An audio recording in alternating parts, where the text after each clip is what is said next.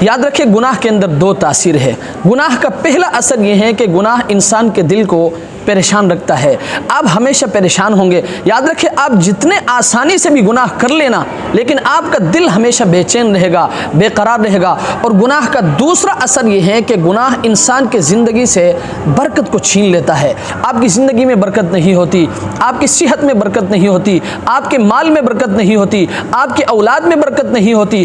آج کے اس محفل میں آپ یہ عزم کر لے، آپ یہ عزم مصمم کر لے کہ آج کے بعد میں کوئی گناہ نہیں کروں گا، میں اللہ کی نافرمانی نہیں کروں گا۔ پھر دیکھیں اللہ تبارک و تعالیٰ آپ کی زندگی میں بھی برکت دیں گے، آپ کی صحت میں بھی برکت دیں گے، آپ کی اولاد میں بھی برکت ہوگی، اور سب سے بڑھ کر آپ کی عزت میں بھی برکت ہوگی۔